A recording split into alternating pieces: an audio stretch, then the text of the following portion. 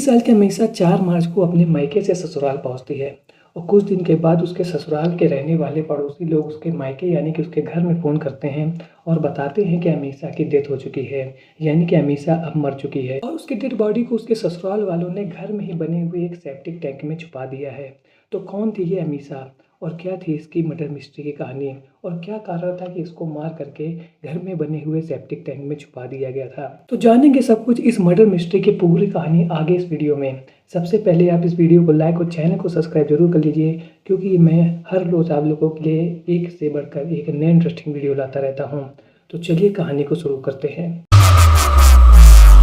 तो सबसे पहले मैं आपको लेके चलता हूँ 2023 में। बिहार के मुंगेर के शंभूगंज थाना क्षेत्र की रहने वाली अमीषा की दोस्ती हो जाती है उसके घर से कुछ दूरी पर रहने वाले आशीष से। धीरे धीरे ये दोस्ती प्यार में बदलती है और इसके बाद दोनों डिसाइड करते हैं कि वो अब शादी कर लेंगे। लेकिन इस समय अमीषा की उम्र सिर्फ 18 साल थी और अमीषा के परिवार वाले यही चाहते थे कि अमीषा अपने पहले कैरियर को बना ले और उसके बाद शादी करे। लेकिन अमीषा के ऊपर आशीष के प्यार का भूत सवार था और वह यह चाहती थी कि सबसे पहले मेरी शादी हो जाए, उसके बाद मैं देखूंगी कि मुझे आगे अपने कैरियर को लेकर के क्या करना है। जब अमीषा के परिवार वाले उसकी शादी के लिए तैयार नहीं होते हैं तो इसके बाद अमीषा अपने प्रेमी आशीष के साथ भाग जाती है और जा करके लव मैरिज कर लेती है। देखा जाए तो ये शादी परिवार वालों के खिलाफ जा करके की गई थी, लेकिन बाद में यानी कि शादी होने के बाद में परिवार वालों ने दोनों को एक्सेप्ट कर लिया था और शादी होने के बाद में अमीषा अपने पति आशीष के साथ उसके घर में रहने लगती है और दोनों साथ में ही पास की एक कंपनी में काम करना शुरू कर देते हैं। शादी के करीब 2 साल के बाद जब अमीषा की उम्र 20 साल के आसपास हो जाती है और उसको अब यह लगता है कि उसे अपने कैरियर को बढ़ाने के लिए कुछ करना चाहिए, तो वह अपने मैके वाले को बताती है और उसके मैके वाले बिहार के जमशेदपुर में स्थित एक नर्सिंग कॉलेज में उसका एडमिशन करा देते हैं, जहां से वो पढ़ लिख करके नर्स बनना चाहती थी। और यहीं से शुरू होती है असल कहानी। अमीषा को नर्सिंग कॉलेज में एडमिशन देने के लिए कम से कम 1.5 लाख रुपए की ज़रूरत थी और वह यह चाहती थी कि यह पैसा उसके ससुराल वाले यानी कि उसका पति आशीष भरे। वहीं दूसरी ओर आशीष यह चाहता था कि इन पैसों की भरपाई अमीषा के परिवार वाले करें, यानी कि अमीषा को यदि अपनी फीस भरनी है तो वो पैसे अपने मैके वालों से ले। लेकिन जब अमीषा ने अपने ससुराल वालों से यह कहा कि उसको पढ़ाई करने के लिए 1.5 लाख रुपए चाहिए, तो उसके ससुराल वालों ने सीधे कह दिया कि हम तुमको एक भी रुपए नहीं देंगे। यदि तुम पढ़ाई आगे करना चाहती हो तो तुम ये पैसे अपने मैके वालों से ले सकती हो। वहीं दूसरी ओर उसके मैके वाले इन पैसों को देने के लिए बिल्कुल भी राजी नहीं थे, बल्कि उन्होंने इसके बदले ये कहा कि भैया तुमने तो लव मैरिज की है और लव मैरिज यदि तुम लोगों ने किया है तो हम कुछ रुपए भी नहीं देंगे। और इसी वजह से आशीष और अमीषा के बीच में लड़ाई झगड़े का दौर शुरू हो जाता है।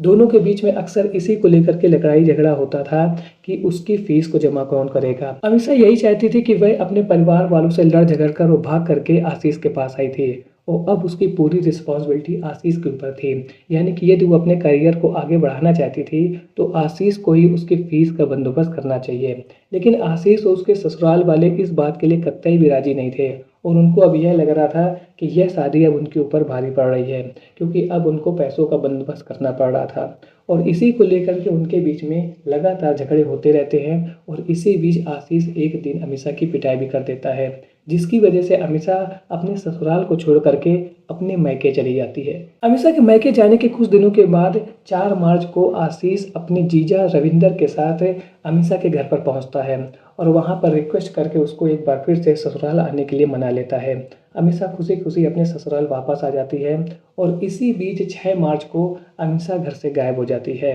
जब अमीषा के परिवार वाले यानी कि उसके मैके वाले उसके ससुराल में फ़ोन करते हैं और कहते हैं कि भी मेरी बेटी कहाँ पर है, तो इसका जवाब आशीष यह देता है कि आपकी बेटी किसी के साथ भाग गई है। इसके बाद अमीषा के परिवार वाले उसके ससुराल पहुंचते हैं और वहां पर जा करके अपनी बेटी को ढूंढते हैं, लेकिन उनकी बेटी अपने ससुराल में कहीं पर भी नहीं मिलती है। और इसके बाद थक हार करके उनके परिवार वाले एक बार फिर से अपने घर लौट जाते हैं, यानी कि अमीषा के जो पेरेंट्स थे वो ससुराल आते हैं। जब उसको ढूंढते हैं वो वहाँ पर उसको नहीं मिलती है तो वे लोग अपने घर वापस चले जाते हैं। कुछ दिन के बाद अचानक अमीषा के परिवार वालों के पास ससुराल के बगल में रहने वाले पड़ोसी व्यक्ति फ़ोन करके बताते हैं कि अमीषा के ससुराल वालों ने और उसके पति ने मिल करके अमीषा की हत्या कर दी है और उसकी बॉडी को घर में ही बने हुए एक सेप्टिक टैंक में छुपा दिया है, जो कि लगभग 15 फीट के आसपास गहरा है। जब अमीषा के परिवार वालों को यह बात पता चलती है तो वो धड़धड़ाते हुए सीधे उसके ससुराल पहुंचते हैं और सीधे ही पुलिस स्टेशन में जा कर के पूरी कहानी को बताते हैं जो उनको पता चली थी।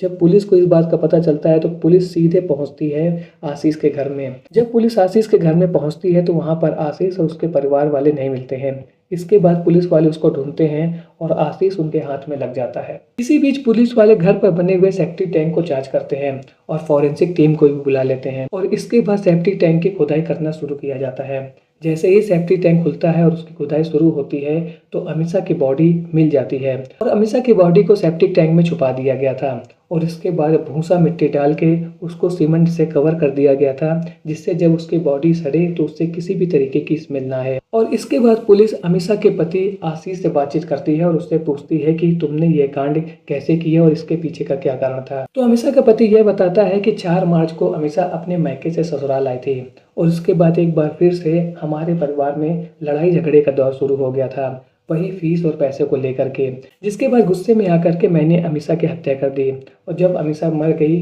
तो उसकी बॉडी को ठिकाने लगाने के लिए मैंने घर पर ही बने हुए सेप्टिक टैंक को खोला और उसमें उसकी बॉडी को डाल दिया और इसके बाद भूसा और मिट्टी और फिर सीमेंट से उसकी बॉडी को कवर कर दिया, जिससे उसकी बॉडी यदि अंदर सड़ती है तो उससे किसी भी तरीके की स्मेल ना आए। इसके बाद पुलिस वालों ने आशीष से यह भी पूछा कि इस मसले में और कौन कौन लोग शामिल थे, तो आशीष ने जिन लोगों का भी नाम लिया वे सभी लोग अभी फरार चल रहे हैं और पुलिस उनको ढूंढ रही है। तो आज के वीडियो में आपने देखा कि कैसे एक लड़की ने अपने घर से भाग करके अपने परिवार वालों के खिलाफ जा करके लव मैरिज की थी, लेकिन जब उसने अपने करियर को बनाने के लिए अपने पति का साथ चाहा तो उसके पति ने उसका साथ छोड़ दिया और बाद में उसके साथ ऐसी घटना कर दी जिसकी वजह से आज उसका करियर तो खत्म हो गया है, साथ ही साथ अब वो इस दुनिया में नहीं है। इसलिए आप लोगों से यही रिक्वेस्ट है कि जो भी लोग इस वीडियो को देख रहे हैं उन लोगों को इस वीडियो से यही सीखना चाहिए कि आप लोग कोई भी काम अपने परिवार वालों के अंगेज जा करके कभी मत कीजिए। यदि आपको ऐसा लगता है कि आपके परिवार वाले आपको किसी मुद्दे पर समझा रहे हैं, किसी बात के लिए आपको अच्छी सलाह दे रहे हैं, तो आप इत्मीनान से बैठ करके उस बात को समझिए और उसके बाद ही